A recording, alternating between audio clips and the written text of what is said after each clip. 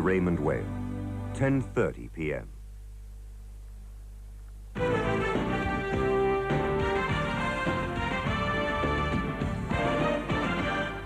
Hello, leading News 5 tonight, the latest on the crash of Silk Air MI-185. Search operations on the Musi River have pinpointed scraps of the downed Boeing 737 in 5 new locations.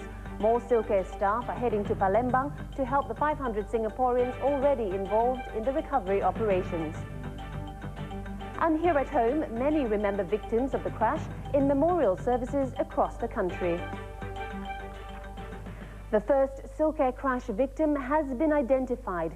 Indonesian police successfully matched fingerprint records with a thumb found at the crash site. The passenger was Mr. Si Peng, a 28-year-old Singaporean. It's a breakthrough for the forensic experts who are working mostly with unidentifiable body parts. And not very many at that, according to one expert. Recovery is going to be an incredibly difficult issue here. We had a case in the United States where an aircraft was lost in water. That was ValueJet last year. The recovery in a circumstance like that can be not only difficult, it can prove to be impossible. But some encouraging findings took place today. The U.S. Federal Aviation Authority provided data which identified 5 likely spots for finding body parts. 2 of the locations have been confirmed. Search for more of the plane's wreckage also turned up significant debris pulled out from the waters, an engine, and bigger airplane parts. The search team also recovered more personal belongings like passports and credit cards. But of the black boxes, still no fresh news. Almost 100 relatives flew into Palembang on a special flight this morning and joined 50 others paying their last respects at the crash site. Despite requests, they have not been allowed to view the victims' remains. Right now, pieces of the plane's wreckage as well as the victims' remains have been transported into a grey hangar near the airport, away from prying eyes. It's located some 1 kilometer into the forested area just beyond the airstrip behind me. And it's there that the final chapter of the Silk Air MI-185 crash looks set to be written. Jack Sung, TCS News, Palembang, Indonesia. And Indonesia's Transport Minister Haryanto Danartito has said Indonesia will spare no efforts in the search and rescue recovery operations now taking place. Our reporter Jack Sung was at the news conference where Mr. Haryanto spoke just a while ago. We cross over to Jack in Palembang now. Jack.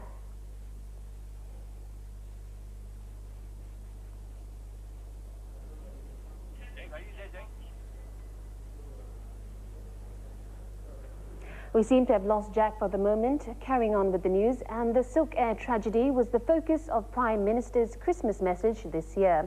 In wishing all Christians a Merry Christmas, Mr. Goh Chok Tong says during this festive period, he's sure all Singaporeans will join him in extending their deepest sympathies to the bereaved families of the victims of the Silk Air crash. In a statement, he noted that Singapore is a small community, and when a tragic accident like this happens, everyone feels a sense of loss. He urged everyone to give support and strength to the affected families to help them overcome their grief and pain. And for some families of the crash victims, the next few days will be spent travelling to and from Palembang, gathering information and preparing for memorial services. Following developments at the Crisis Management Centre in Changi Airport is our reporter Clarence Chang. So Clarence, it's no doubt been a difficult week for relatives of the crash victims. Yes, it has, Jill. In fact, it may be Christmas Eve tonight, but for the people here, there's very little festive cheer, both among the airport authorities and even the journalists who have been covering the events as they unfold through the days. It's been nearly a week already since the crash of MI-185, but there's still no end to the waiting and the mystery. Of course, the people who are feeling the strain the most has to be the relatives themselves. We understand that in about 1.5 hours' time, at about 12 midnight, another plane load of them will touch down in Singapore, coming back from Palembang. We don't know exactly how many of the relatives will be on the flight, but I understand that most of the 95 relatives who flew to Palembang this morning will be coming back on that flight. In fact, I also understand that for many of these relatives, it's not their first flight to Palembang. They've in fact gone there at least once before to take part in the religious rites for their loved ones. In fact, as far as Silk Air is concerned, they say that there are plans to organize a memorial service, but no details have been finalized yet. as to whether it's going to be conducted in Palembang, at the crash site itself, or even back here in Singapore. But definitely tomorrow there will continue to be Silk Air flights to and from Palembang despite the Christmas break. But so far there's no confirmed times or numbers of passengers or relatives going. But just this afternoon though, at about 2 p.m, an extra 25 relatives did manage to fly home to Singapore. And for many of them it was an emotional homecoming, because for both young and old, the hopes that they've been harboring all along must certainly have given way to acceptance as they come to terms with the tragedy and their loss. However, on the investigators' part, obviously there's no slowdown in their search and recovery efforts. In fact, just tonight at 7 p.m, 24 more Silk Air staff were flown over to Palembang, despite the fact that it's Christmas tomorrow. Accompanying them are staff from CAAS as well as the Ministry of Defence. They will, of course, rendezvous with the 500-odd Singaporean personnel who are already there and will continue to be there in the days and weeks ahead.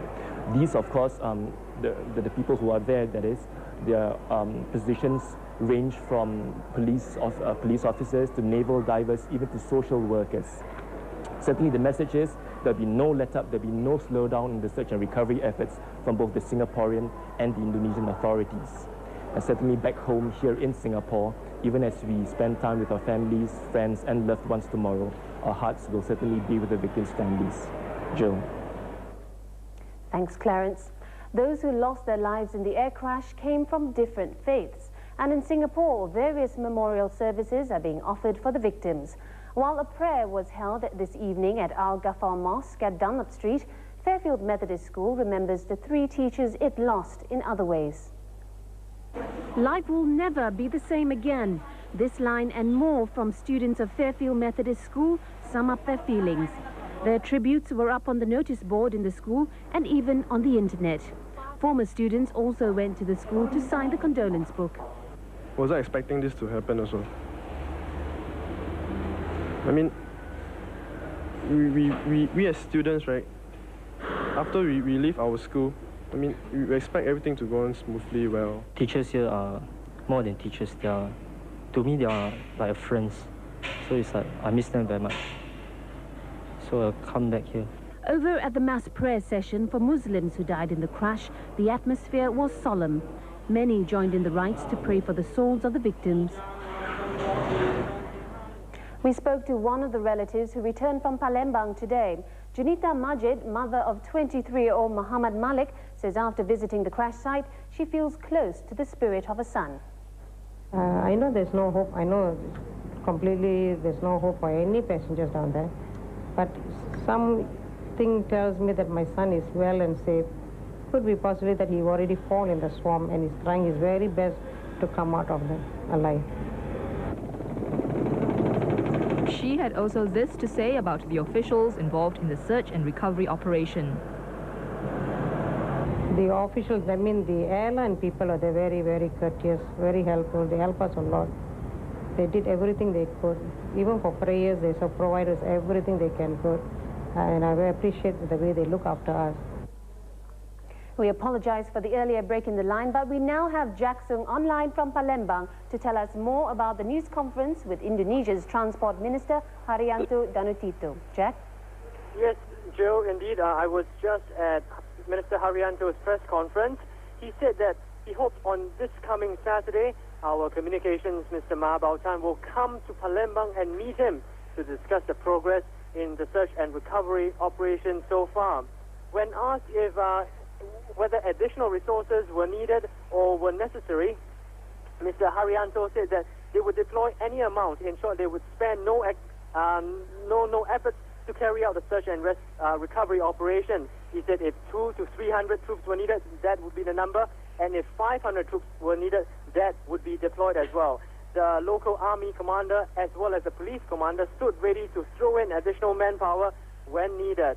And Mr. Haryanto also announced that tomorrow at 8 p.m. Palembang time, that's 8 a.m. Palembang time, that's 9 a.m. Singapore time, family members would be invited to the local police headquarters to see photocopies of the identification that's been recovered so far. These would be passports. They'll be allowed to go and see photocopies of the passports because the original passports are still needed as evidence. And just less than 15 or so minutes ago, we've obtained copies of the seating arrangements, the flight arrangements that were released by the Indonesian authorities. Now, they've established the identities of 29 of the passengers on board the crashed airliner. These 29 passengers were mainly identified through passports that have been recovered. Jill? We'll have more from the crash site when News 5 Tonight continues. In other home news, while the authorities decide how much to charge users of the second link in Tuas, TCS News talks to Malaysian lorry drivers for their feedback.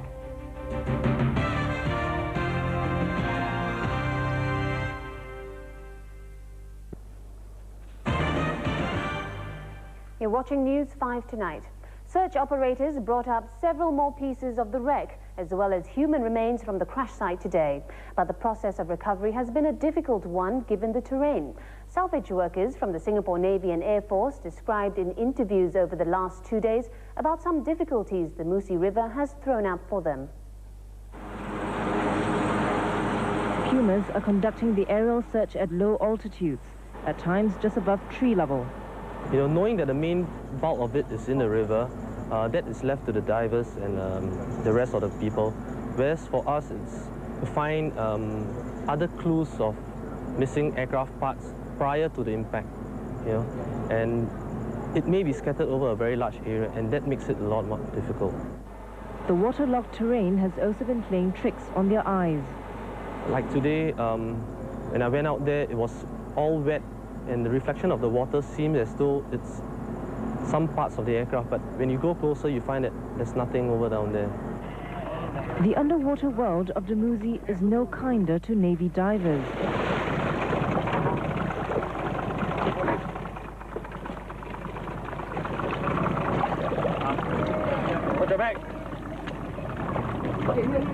In the depths of the murky river, divers are literally groping and laying their hands on anything they can feel. All what we do is put our hand to dig inside the mud and crawl around the seabed. Visibility is one thing. The other thing is the current, estimated at 8 knots per hour at its worst. Sometimes when you reach the object, right, the current is strong, you want to touch it, and the current will just strip you away, you have to grab hold of the object hard. The longer the wreckage stays underwater, the deeper it will sink in the mud, taking along with it the remains of victims and the secrets of the last flight of MI-185. So search and recovery personnel are working furiously against time and tide to uncover what they can. Still more condolence messages for the air crash tragedy are coming in from other countries. Egyptian Prime Minister Dr. Kamal El Ganzouri said the government and people of Egypt today extend their deepest condolences for the great loss that resulted from the tragic accident. Writing to Prime Minister Goh Chok Tong, Dr. Kamal said they share with Singaporeans and families of the victims feelings of sympathy and profound sorrow. A similar message was sent by Egyptian Foreign Minister Amre Moussa to his counterpart, Professor S. Jayakumar. The crisis hotline that started yesterday to cater to those distressed by the crash has so far received 50 calls. Most callers say they're feeling depressed and affected by their loss. A psychologist on the team manning the hotline has explained the emotional trauma. The crash involves passengers who actually died suddenly, and that many of those on flight may be quite young, and that is not part of the natural process of dying. And the other thing is that this is the Christmas season, and most of the family members, are actually planning for some family reunion together in this period. So I guess, this would come as a shock to them in this time of celebration. It must be difficult for you. Friends and relatives have called to ask how to cope with their loss, and the advice is to face up to the grief and talk about it. The most common symptom is depression. They are crying over the loss of their loved ones, and of course guilt, that they're not the one on the plane, and also loss of sleep and appetite, and not being able to work and to carry out their daily routines. Psychologists say it's normal to feel this way, as it is for some other callers who've said they're anxious about flying. And while there were a handful of crank callers, there were also members of the public who called to offer their sympathies and their help. The number to call is 389-2222 between 8 a.m. and 5 p.m. Mixed feelings. That's how many Singaporeans are approaching this holiday period. While merrymaking is the order of the day, many celebrating Christmas are also taking some time to think about those who went down with the ill-fated flight MI185.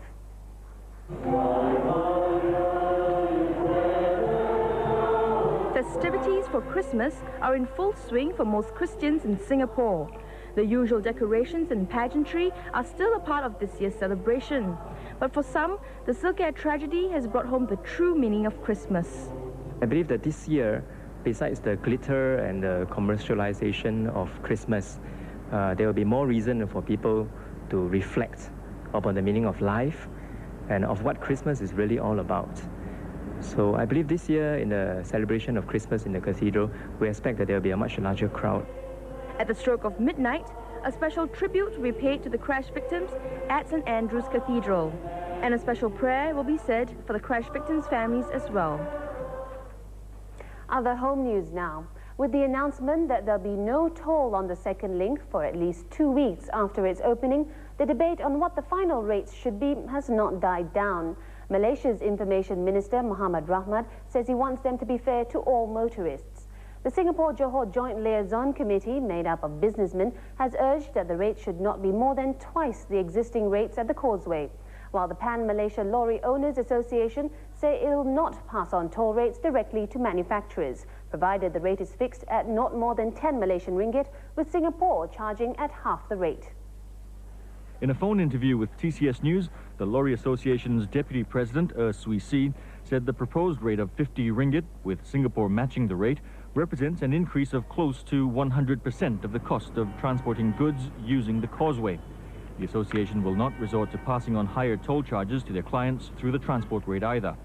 Under the transport rate, lorry owners can only charge manufacturers a maximum of 25 cents per ton mile. Because of economic slowdown, we had to maintain the present rate which we are charging. It's only half the rate of government-approved rate of 25 cents per ton mile. Meanwhile, the Singapore-Johor Liaison Committee has urged both governments to implement a one-time toll charge system, either at entry or exit point only. The Ministry of Community Development has taken breach action against 11 boys in the juvenile court. It said the boys were ringleaders responsible for starting the fight in the Clementi Boys' Home last Thursday. According to the ministry, when a boy is sent to a home by a juvenile court magistrate, he must abide by the conditions of the magistrate's order. If he breaches the rules, the ministry can take him back to court and let the court decide whether to send the boy to the Reformative Training Centre as punishment or give him a stern warning.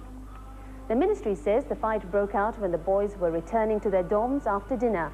14 boys between the ages of 14 and 16 were treated for minor injuries in hospital. Postbank savings account depositors will enjoy higher interest rates beginning next year. In a widely anticipated move, Postbank has now brought its savings interest rates closer to that of Singapore's Big Four banks.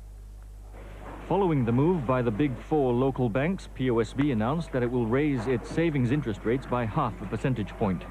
This move will bring POSB's savings rates closer to those offered by UOB, OUB, OCBC and DBS. The new rates will be pegged at 3.25% annually for balances up to $100,000, while for balances exceeding $100,000, it'll be at 3%. This new revision will affect approximately 4.8 million depositors. A POSB spokesperson indicated that interest rates for credit POSB are being reviewed and have not been finalized. We'll have world news after this break, and South Korea gets a major boost from the World Bank. But there are renewed fears that the record-breaking rescue deal could end up breaking the bank. That story in a while.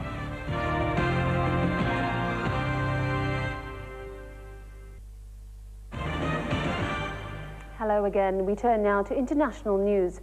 For the first time in its history, the World Bank has approved an immediate loan of $3 billion.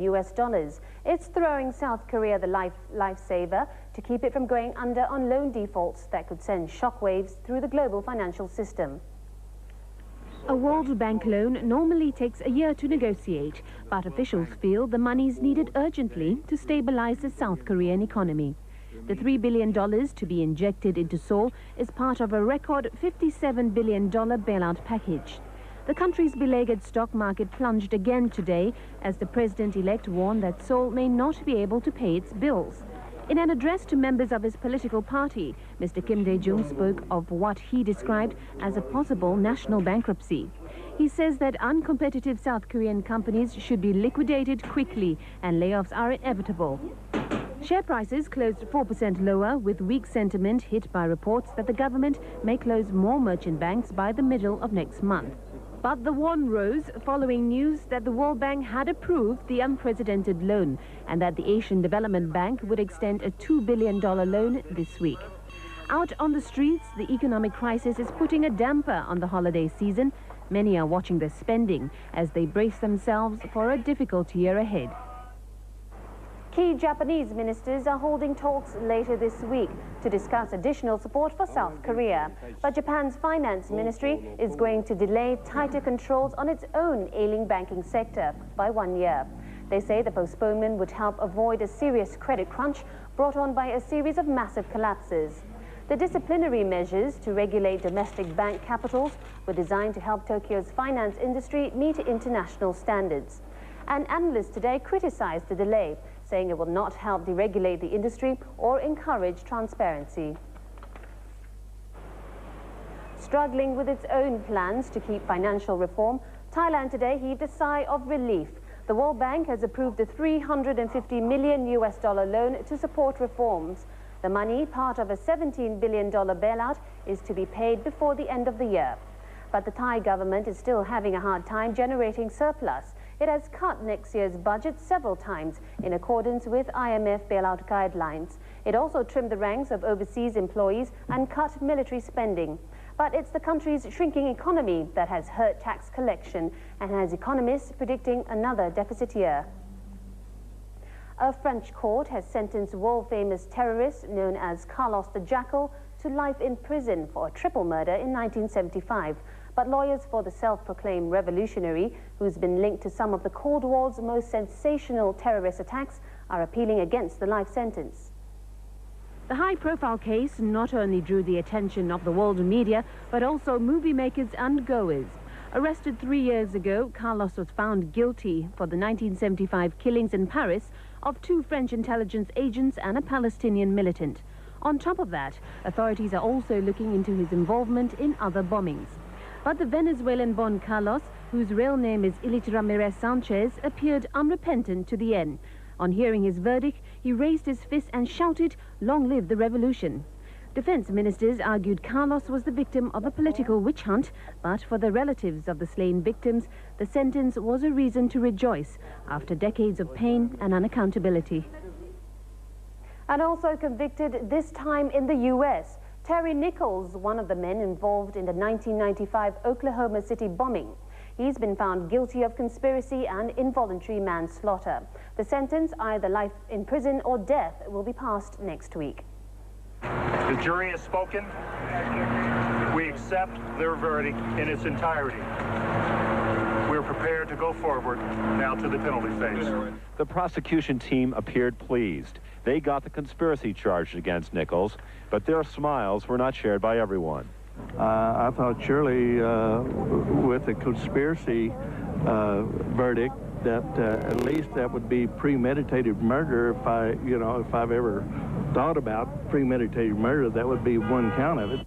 The jury's decision could give Terry Nichols the minimum of life in jail, but that did little to appease the anger of relatives who'd lost loved ones in the bombing. Jenny Coverdale, who'd lost 2 young grandsons in the blast, felt the government had shown the jury that Nichols was deeply involved in the plot. If Terry Nichols had changed his mind, why didn't he call and tell somebody that the building was going to be bombed? He sat there and he let those 168 people die. Turning now to financial news. The STI index ended 2.4% higher to close at 1,573 on buying of index-linked counters in anticipation of more mergers of foreign and local tranche shares. Volume leader was Singapore Telecoms, which closed 2 cents down to end at $3.10, with some 3.4 million shares changing hands. Top gainer was SPH, up $2.30 to close at $17.10, while the biggest loser, North Borneo Timber, shed $1.92 to end trade today at $3.48.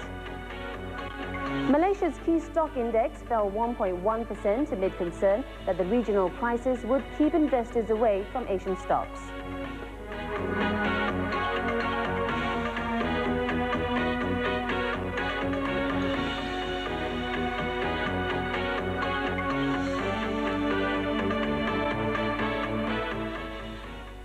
And what kind of Christmas weather are we in for tomorrow? Well, going by these figures, it's going to be wet with those afternoon and early evening showers. Temperature will range from 23 to 32 degrees. As for Boxing Day through to the weekend, more showers are expected. Now over to the region.